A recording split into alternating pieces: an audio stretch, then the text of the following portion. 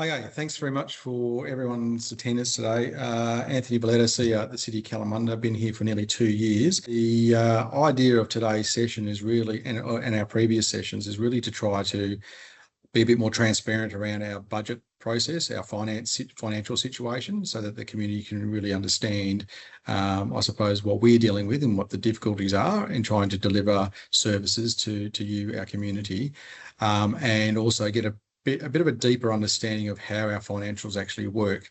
Our council is very interested in making sure that we are in a basically making sure our financials are very transparent and people understand what they are and what they mean.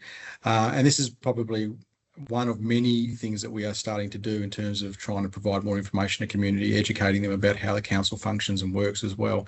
So I hope you enjoy today's presentation, but also you get the opportunity to ask any questions you need to actually get, I suppose, a bit more detail about anything that's specifically burning for you in terms of concerns or issues you want to raise, or maybe even ideas you might have to help us.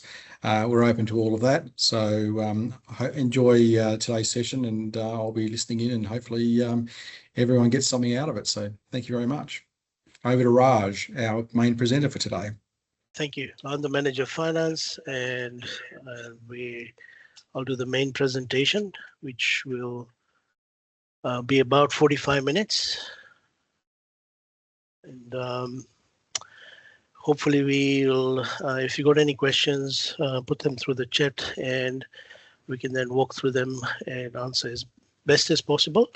If we need to do a bit of research and come back to you, we will then take that on notice and send the questions out later, the answers out later. I understand that this is a recorded session, so I believe that that will be available to the rest of the community and residents out there if they wanted to see this presentation later. As Anthony and Kath have said, this is the 4th presentation we've done. The first one was at Zigzag. We did another one at Woodlepine in Forestfield. The day before, we did one at Les Murdy, and this is the final one, which is the online version. The purpose of the presentation is to give you a high-level overview of the city's financial position. Where possible, we've also done some benchmarking analysis, what strategies we're undertaking to better improve and make ourselves as a city more effective. We will also outline some of the key services and changes we've made in there, and what budget levels we have available to us when we are looking to fund our 26-27 budget. We do have some financial sustainability challenges, and we will walk through those in the slides. Okay. So we're a large council. We're a Band 2 council. There are 4 bands in the Western Australia state. And one council is a super large councils like the likes of City of Stirling, Wanneroo, Joondalup, Gosnells, Kwinana, Armadale, and our neighbours like the Swan. We're a Band 2 councils, and it's just below the 1, and it's we're a fairly large council with a significantly large area that we cover. I think it's about 300 square kilometers, a population of just under 60,000, and total assets, gross replacement value, which is in excess of $1 billion. One of the challenges we are facing is the aging infrastructure and buildings. We're heavily reliant on a rates category, of which primary one is the residential subcategory in there. We have large areas of forest and national parks. Currently, our FTE numbers are 289.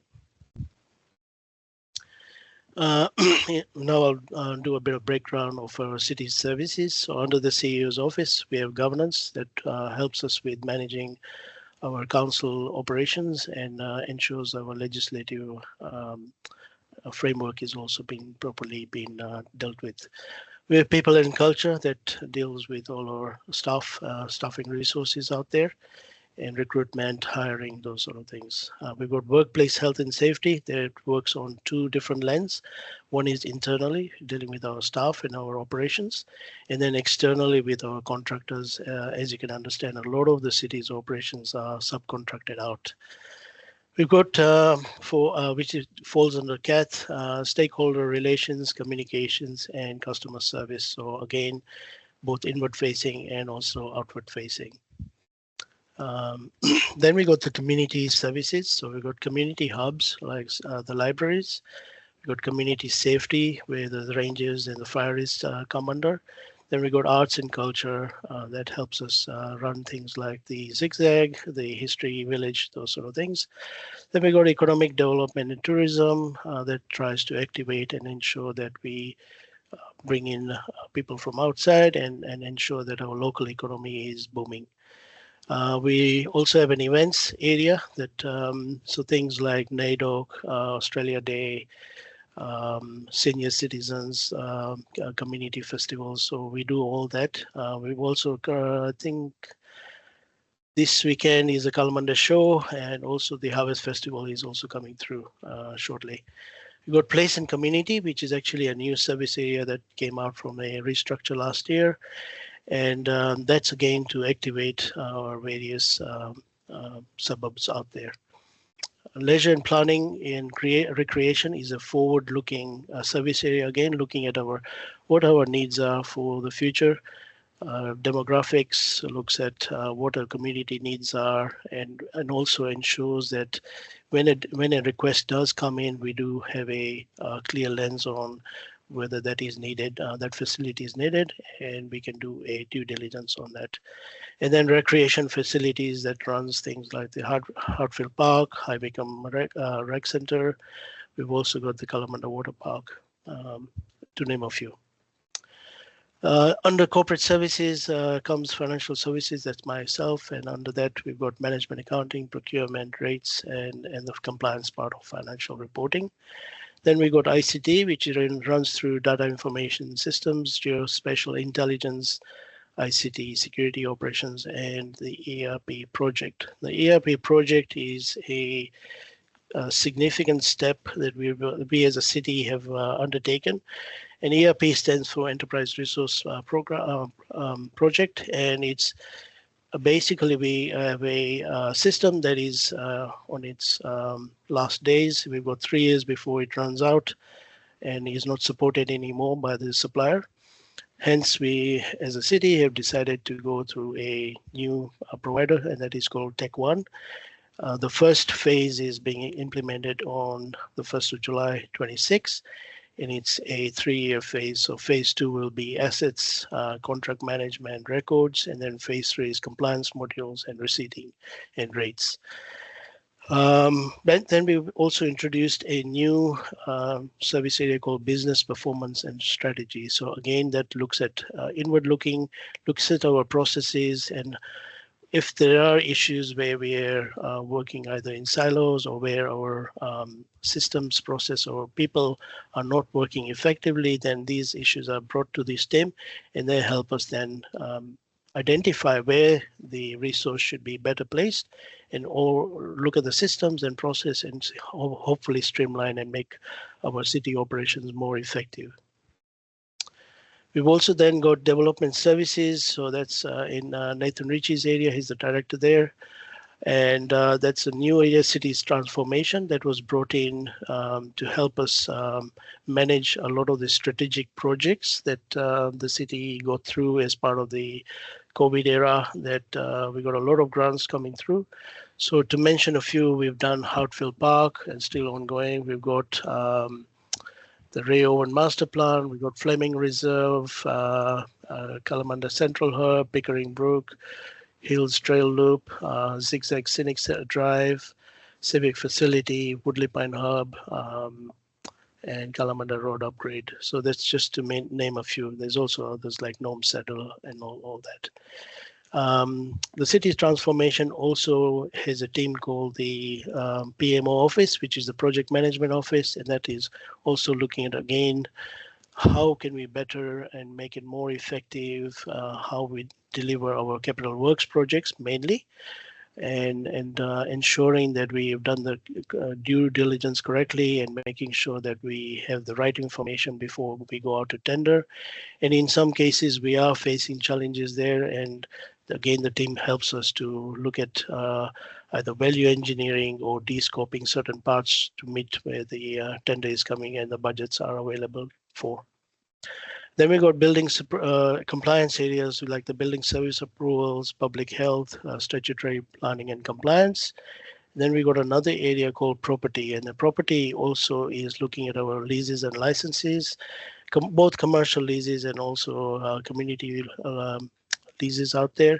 One of the challenges we are facing is that a lot of these leases are, in a way, have got different conditions. A lot of them are not uniform, and that is making very difficult to interpret for every club or an organization that we are leasing our property to. Has different rules behind it. And one of the asks of the property team is to try and streamline this process and make sure that we are running a facility that is also seen to be equitable. And then we got another area called strategic planning. Again, that's forward-looking, that looks at how do we activate large areas, so like the High Wycombe South, Hatch Court is one. It looks at making sure that we are bringing in development that is sustainable, but also in a program manner so that it doesn't affect, it's done in the right way rather than doing in a piecemeal wise. Then we've got infrastructure, and this, as we can understand, we've got over $1 billion worth of assets. So we've got a lot of areas that looked at different aspects of assets.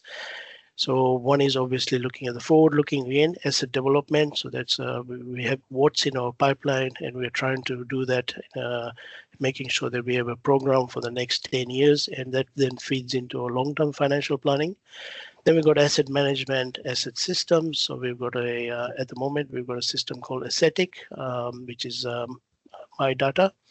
And that ensures that all assets that we've got in the city are documented properly, but also, as you can understand, like a building has different life cycles.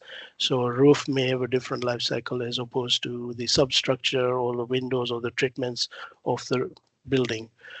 So this system manages that, and what we do is assign asset conditions against each asset, and then that determines the life cycle and the replacement of that particular asset, and we are able to then project when we need the funds for ideally those asset renewals.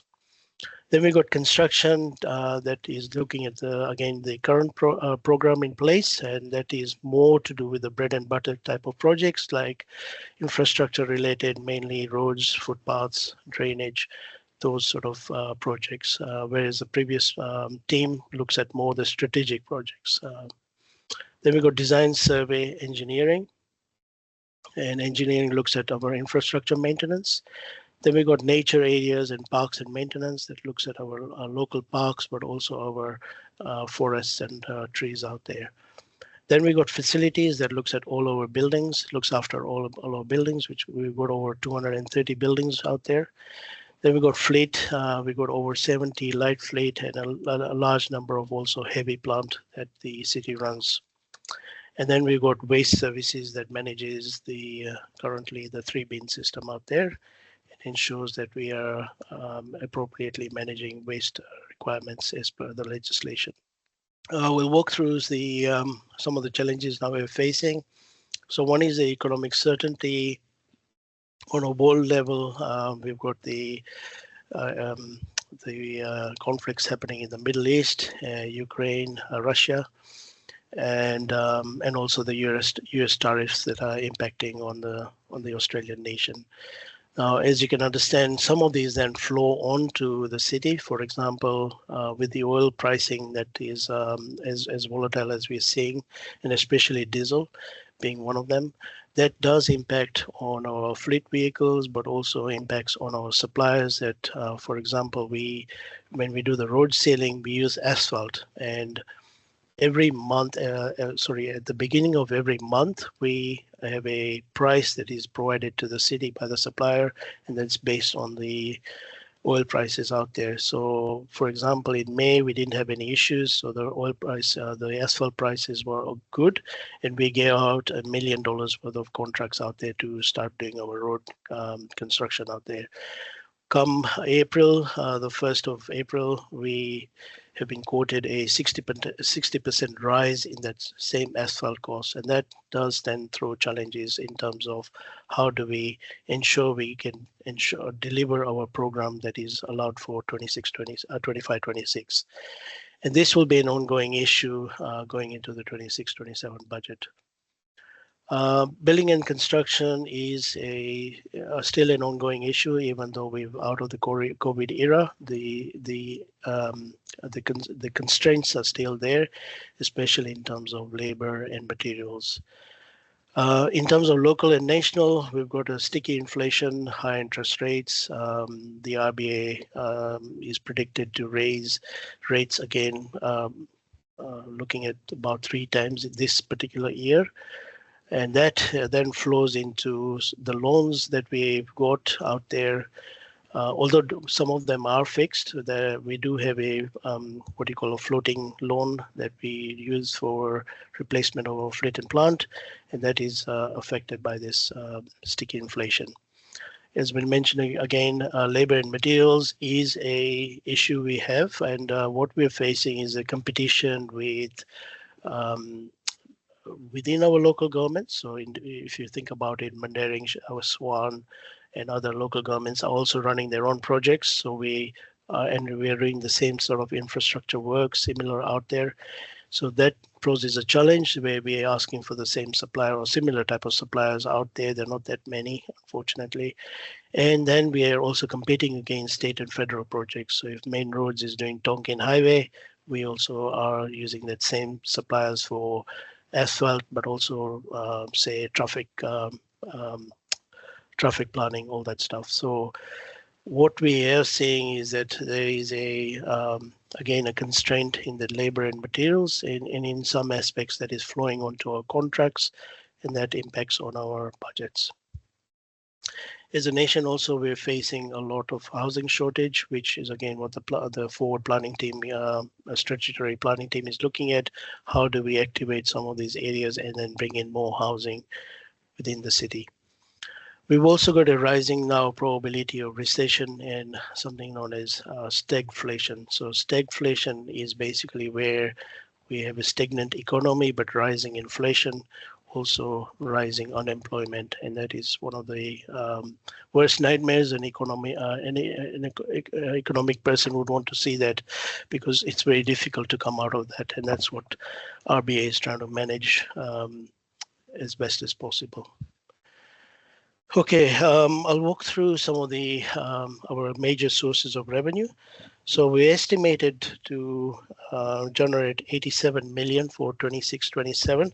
The bulk of it does come from rates revenue, which is 65%, and is predicted to be around 55 million.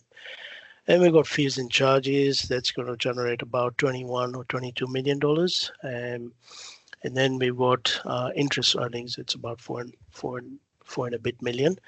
And then the other large component is operating grants and subsidies.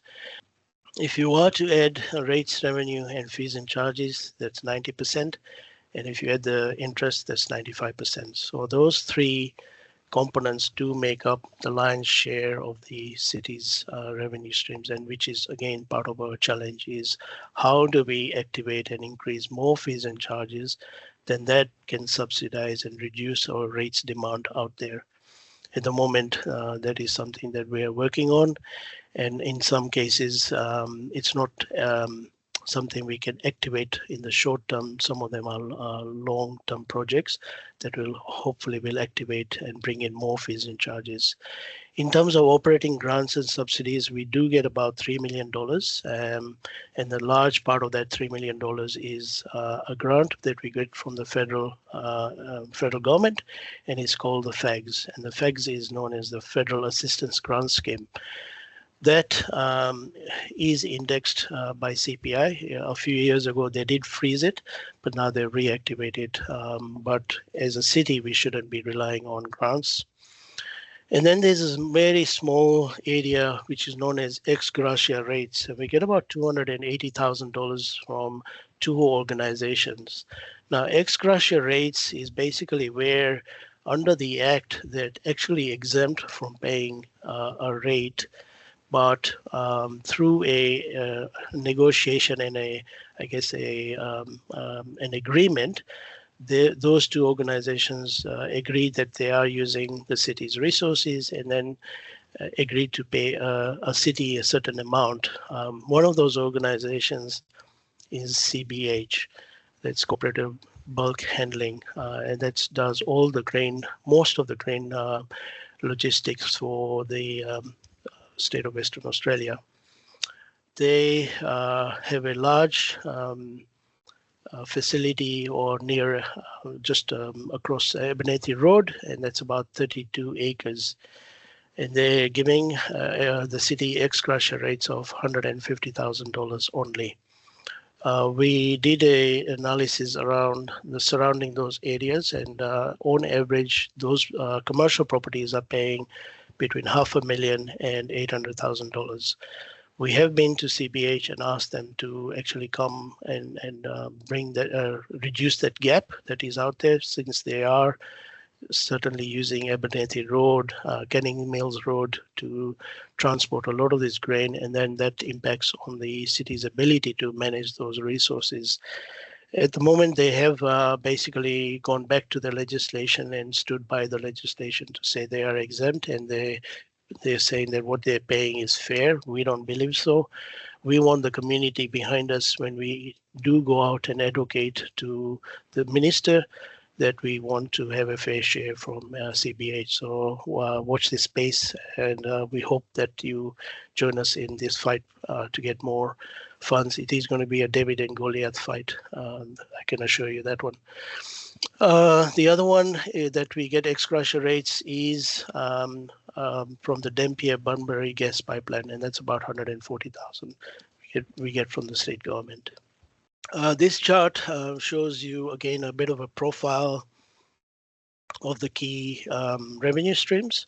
So on the left is an 8-year profile showing your rates profile.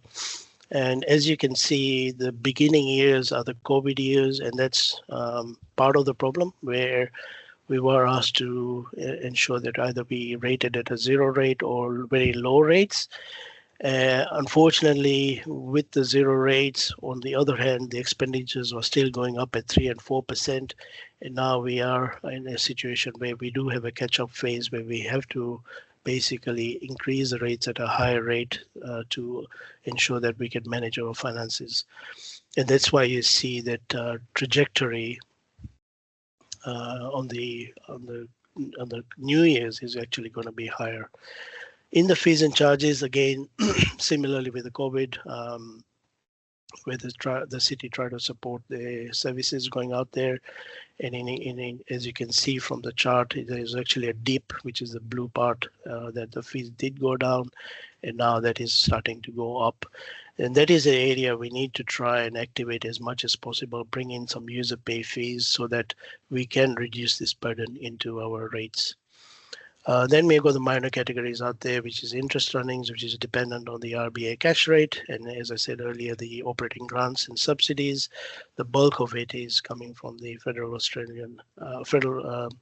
government, and it's called the Federal Assistance Grant Scheme. Okay, I'll further break down the rates and what is made up of rates. Rates is broken down into various categories. So we use something known as differential rates, and differential rates is basically using the criteria of what is the land used for primarily, and then rating it on that basis. So we have a couple of categories out there. The biggest one is GIV General, which is the residential category, and then we have GIV Industrial Commercial, which is 26%. You add these two categories, you get 96%. If you were to tweak the other categories, which is vacant land or UV Commercial General, they will not realize any significant revenue changes. So the only two major categories we can work with is GRV Industrial Commercial and GRV General. When we are considering our rate increases, we always try to skew the rates such that we are extracting a lot more from GRV Industrial Commercial than GRV General. So in a way, we're cross-subsidizing General by raising more rates from the other categories. And that then reduces the impact onto the residential part. So in effect, if we, let's say our yield we're generating is about 6%, we may ask, say, 7% from industrial commercial and then 4% from GRV General, so try and reduce that impact on the residential properties. Another thing to note with GRV industrial commercial properties is that those rates are claimable on their tax returns. So effectively, they're getting a tax 30% rebate of the amount that is being charged to them. So a 7% effectively works out to be a 4% rise. In terms of properties, I'm not sure if you can see the chart on the top right, and that's shows there's about 24,500 properties. The bulk of it is your GRV General, which is 93%, and then we've got about 600 odd properties, that is the industrial commercial. So those are the two main categories. Well, what we found out when we did an analysis last year and we looked at our minimum rates. So minimum rates is something where we ask each property to provide a minimum contribution towards the city's operations. What we found was that the Kalamunda and also Mandarin Shire were operating at a very, very low percentage. So effectively about 2% of total rates generated from that category. Whereas the other councils like Subiaco, Wick Park, Vincent, Nedlands have a much higher contribution coming from the minimum rates.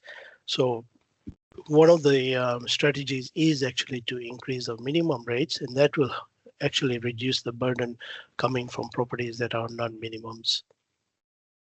A minimum rate is calculated by applying your rate in the dollar against the GRV or gross rental value provided by Landgate against your property. A gross rental value is a prediction by Landgate to say how much rent is generated by your property on a weekly basis, and that gives us a number that we then apply against the rate in the dollar to determine the rates charged against your property.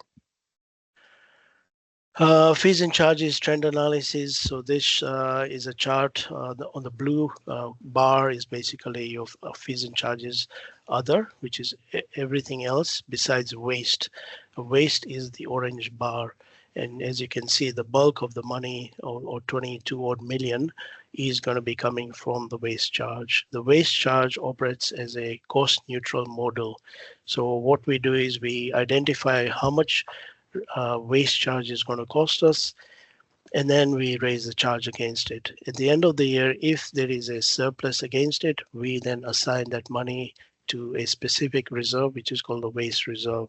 And that helps us to then roll out strategies for waste reduction or waste management in the future. For the classic one has been the recent one, which is the FOGO, the third bin that we've introduced. And out of that FOGO rollout, we've actually now generated a new income, which is the carbon credits in there, which is the first, I believe that we are the only council in WA that has managed that project. And that's an amazing achievement.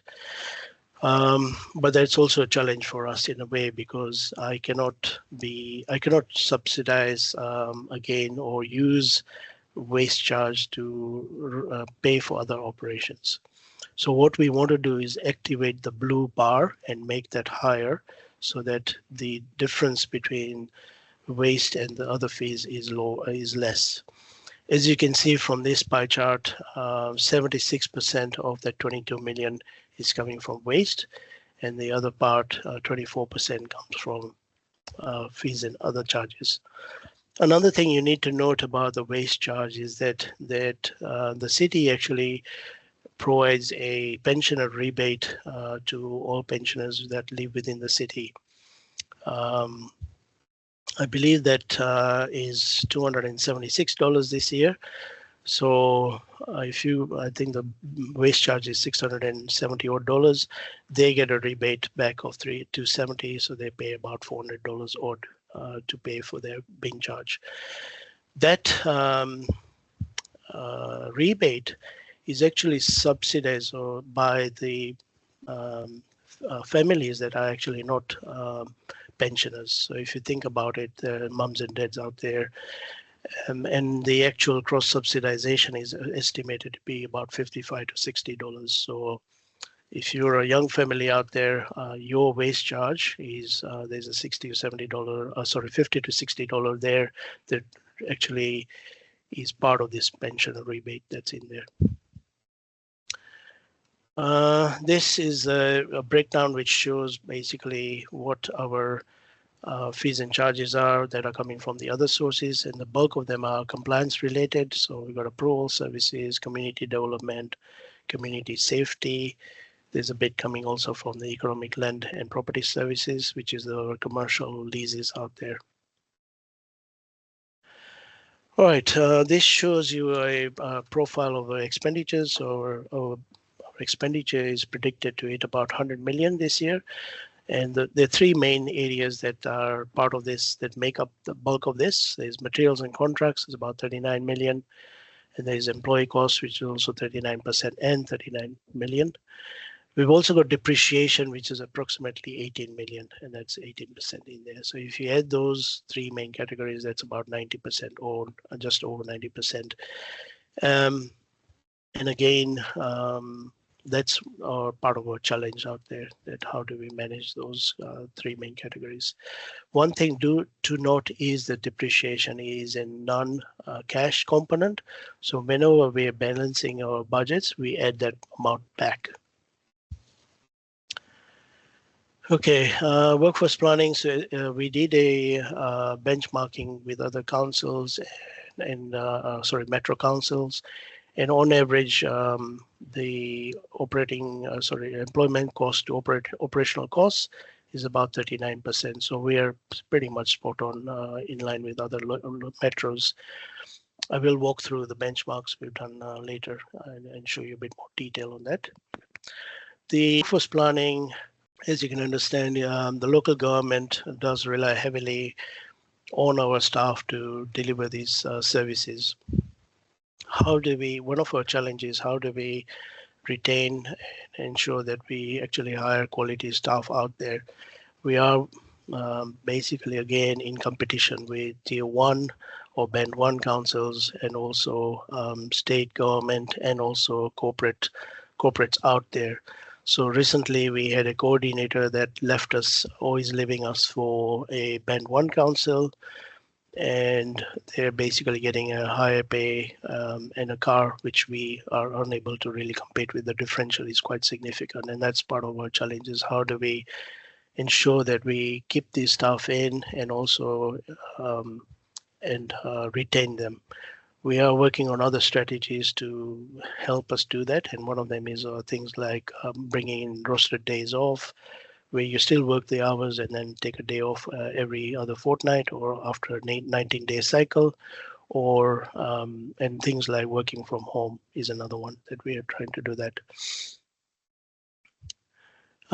In terms of materials and contracts, there are three main areas that impact on that component of 39 million. The one is grants driven. So if we do get a grant, we have to meet specific objectives that are driven by that grant that is provided to the city. In most cases, when a grant is given to the city, it's not a a lump sum provided to provide that activity, to do that activity. It does require the city to also chip in its own contribution. So they do have a sting in the tail where, yeah, we have to put our own money to do it also. Then you got statutory related expenditure. So as you can understand, the local government has got a lot of legislation that we have to deliver. So cats and dogs, building, planning, health, finances out there, also governance, is to name a few. But I believe there are lots of other local government acts, and even procurement is another one. So if it's statutory expenditure, most of that is very difficult to again cut off. We could outsource the service, but what we found out is that always the outsourcing is a much more expensive adventure than what we would do it internally. Or also it helps us make sure that our quality control internally is better than when we outsource. The other one is discretionary expenditure, and that's the one we can effectively reduce or manage better. And one of them is actually looking at, and how do we do that? And one of them is obviously looking at our service levels out there. So for example, if we're out there mowing a particular field for 3 times in a month, potentially we could look at doing it twice a month. Yes, it will have impacts onto the community, but is that a acceptable ability for them to still run their operations or do their activities without impeding on them on the daily life? All right, this is looking at assets.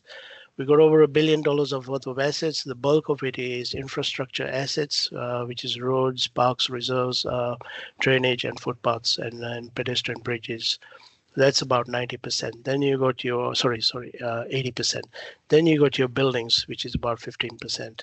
The bulk of that is now your 95% is where your portfolio sits. There is a bit sitting in land, 4.3%, and in terms of fleet and plant, that sit in the other category. And that's where part of the challenge remains, is our renewal ratios are not being met. This shows you a breakdown of the budget for 26-27. We're estimated to spend about $24 million, and it's broken down into new and renewal. New projects make up 66% of that budget and are mainly grant driven. And again, unfortunately, when there is a grant, there is also a municipal component required to generate that project. We could make a decision and not to do some of these projects, but part of our challenge is how do we renew some of these aging facilities out there, and the best way is actually to have a new complete upgrade of these facilities, and then that's determined to be a new project. And then we got renewal, which is 34%, which is mainly municipal driven. This chart shows you the renewal ratios out there that we work on by category. We apply a benchmark, which is about 75%, is to ensure that for a growth council, that's where we should be targeting, meeting that requirement to renew our assets. The closest one that comes is the roads, and partly because that's where most of our grants come from, which is state and federal grants. So state is main roads. We get substantial grants from them. In terms of federal, we get roads to recovery, national black spot, those sort of grants coming from them. And there's something known as LRCIP, which is the local roads and infrastructure program, which was brought in as part of the COVID. Parks is sitting at about 40%, footpaths just over 50%. The worst is really drainage, that's sitting about 10%, and a lot more money needs to be put in that category. Unfortunately, that is one area that the city does not get any grants from, and we have to use our own monies for that. And then we got buildings, which is about 50%. Also, that's another area that we need to work on. This shows you a snapshot of our reserves, and in comparison to other Band 2 councils. As you can see in 23-24, that is the column on the right, the orange column, orange row, and it shows a reserve of 35.4 million against equity of 671 million, and a reserves to equity ratio of 5.3 and a ranking of 7.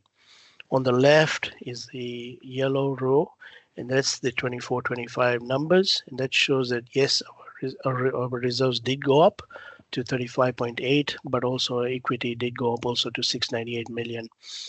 That results in a 5.1% equity ratio in a ranking of 10. So we are slipping back in terms of when we benchmark against other councils.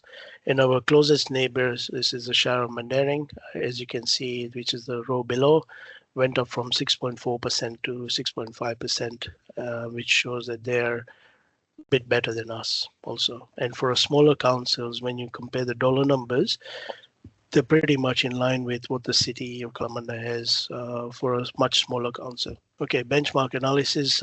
Unfortunately, this is a busy slide. Apologies for this, but we do use this when we are doing our budget deliberations with the councillors. And it shows us that in the middle where you see where the row is highlighted in green, that's where Kalamunda sat.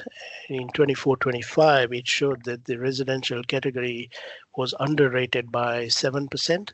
Our minimums were underrated by 15%. Our commercial industrial wasn't that bad, underrated by just 2%, and the minimums was almost spot on, just minus 1%.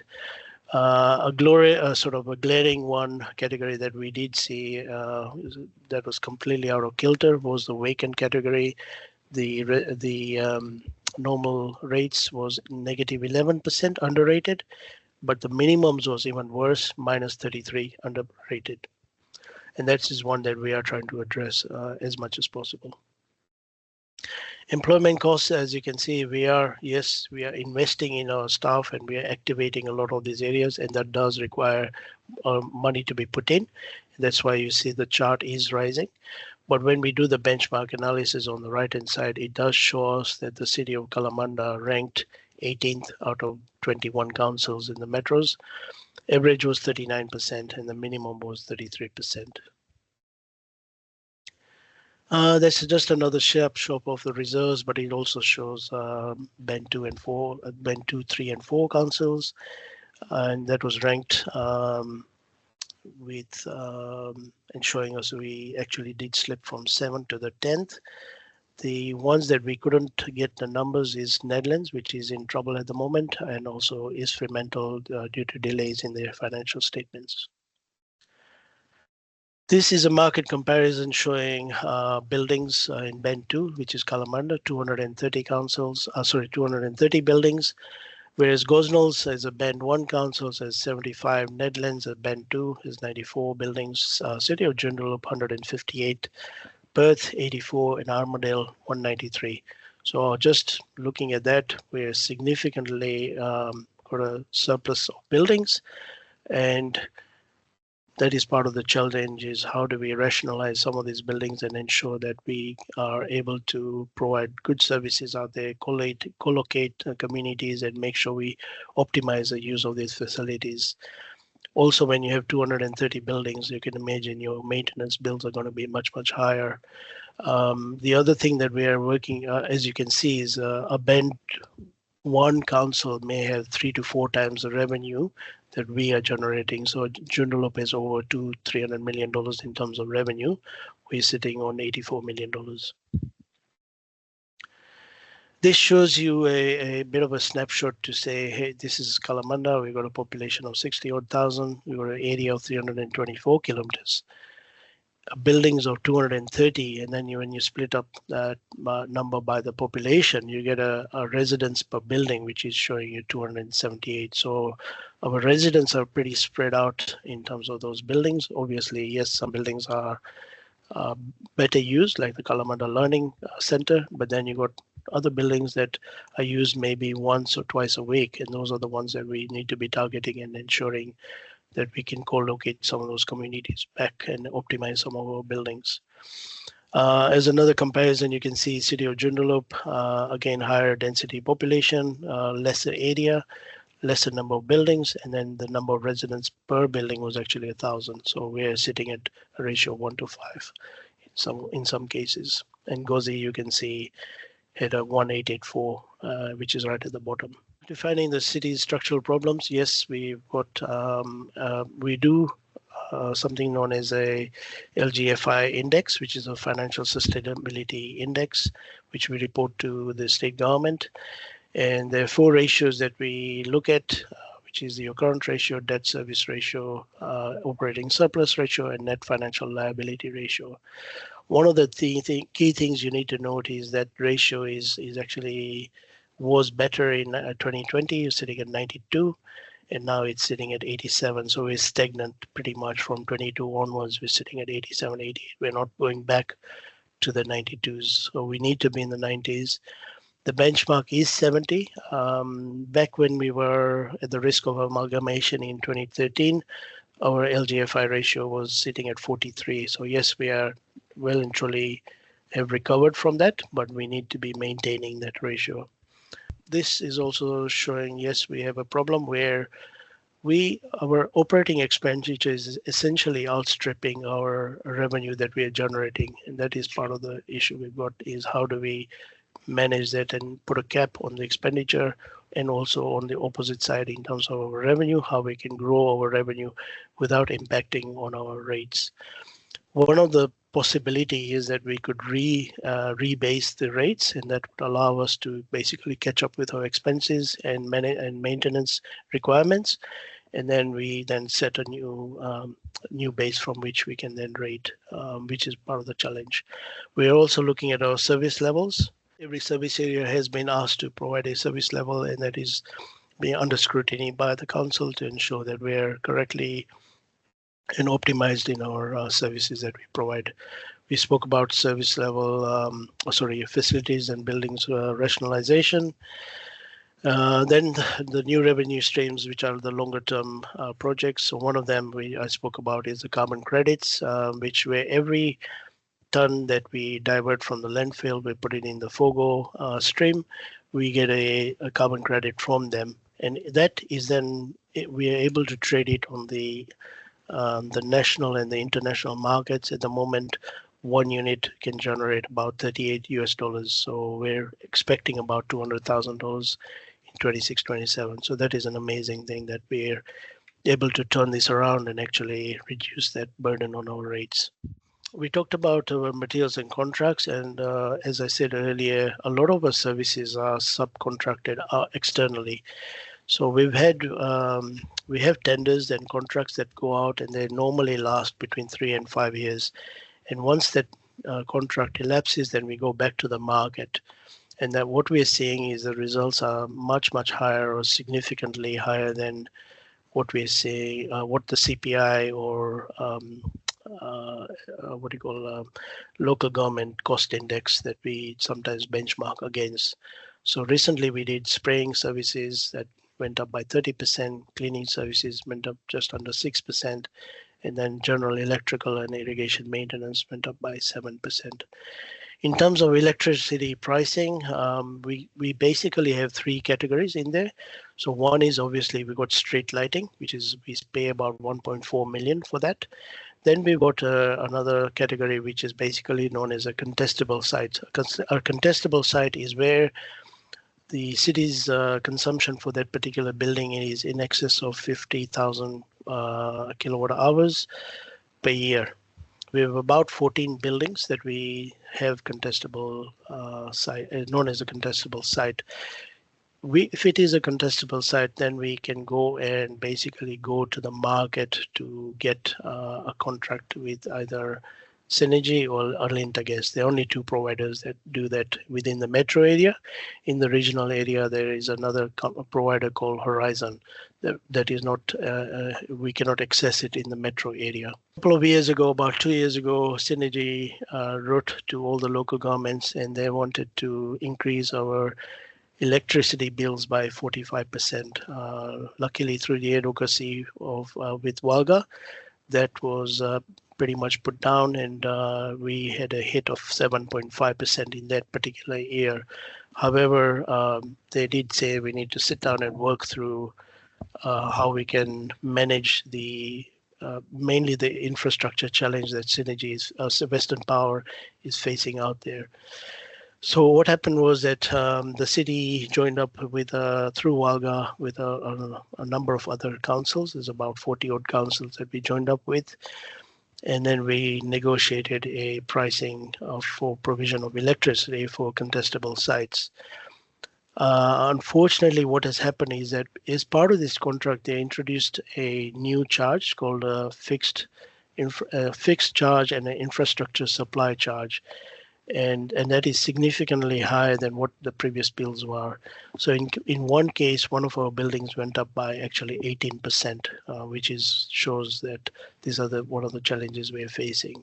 Also in street lighting, a lot of our bulbs are not LED lights, they're actually sodium and mercury based lights. So the sodium and mercury bulbs actually attract a higher tariff than LED bulbs. And that is something that we are working with Synergy and Western Power to try and bring in more LED bulbs into our network. One of the challenges with obviously this lower maintenance demands is, or lower maintenance that we're doing out there, is that we're getting a lot of community feedback on those service levels out there, or low service levels out there. And we are trying to add additional capacity in those areas in terms of staff and actually increasing the maintenance budgets. We also get provided or handed or gifted assets from the suppliers out there who are doing subdivisions. Classic example recently is the Hales project in Bushmead, where they delivered a high-class community residential project. And the thing is that, yes, then those assets get handed over to the city, but then the city still has to maintain them in that high standard, which costs a lot more money than a normal park would have also. We are working through the long-term financial plan and trying to build what is the true cost of delivering these services and what is the backlog of renewals that we have to address also. The LGFI does show a stagnant ratio, which we need to improve on, and mainly the one that we are looking at is the operating surplus ratio, the debt ratios, and the asset renewal ratios out there. This is again shows you the long-term financial plan outlook for maintenance. So the on the right-hand side is the red, the line graphs, and the red line is showing what the demand is for what we need to do, is what we need to invest in for maintenance, which is about 12.7 million. The blue line is actually showing what we are actually currently budgeting for. So in 25-26, we are just 8 million, just under 8 million that we are budgeting. So there's a significant gap between what the demand is and what we're able to budget. In essence, 25-26, we had a gap of $4.7 million. The investment of the way the city is doing is trying to bridge this gap by putting in an extra million every year, and that then reduces that demand gap that we've got out there. So the plan is in the 5 years we will actually reduce that gap to only $683,000.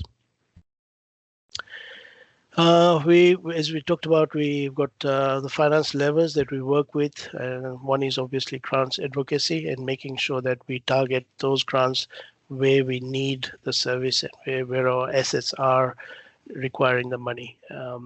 So review of service levels, which we're working on, rate strategy. We talked about, again, differential rating skewing, also rebasing, looking at our minimums, also looking at our Ex-gratia, those two organizations, and how we can actually generate more money from them. How do we reduce our operating expenditure? How can we work smarter and do more work with less? Looking at our rationalization for buildings and facilities and also infrastructure. As I said earlier, again, bringing the renewal ratio up to where the benchmark should be. Revenue diversification, a lot of work is being done also in the property area, and hopefully we can activate and actually get more commercial leasing out there. We need to grow our reserves, and that is part of that strategy that the city is working with council at the moment. We are introducing a new strategic budget policy, and in there will be a specific, basically, direction from council to say how much we should grow our reserves by. Anything that is an intergenerational project, one of the areas that we can do is we can do a loan borrowing for that, so that not only the current ratepayer but the ratepayer in 20 years' time also contributes towards these projects. This is a process which we're working on, which is for projects, and it looks at evaluation, then it looks at planning, what are our requirements, does the analysis and design, and then implementation and development. So this is what the PMO office is working on. Internally, we've got the ERP business transformation project that will hopefully make us more effective and much more able to work with, flex our ability to work with this community. Business process mapping is another area that we're looking at, where we have areas where processes are ineffective, or systems or people. And then also we also are starting to use some of the AI capabilities out there that are available at the moment, but also in the future. One is in the new system that we will be able to activate is a scanning tool that actually, when the supplier invoice comes in, we can then match it against a goods received note and against the purchase order, and then it automatically posts in the system. There is no human intervention required.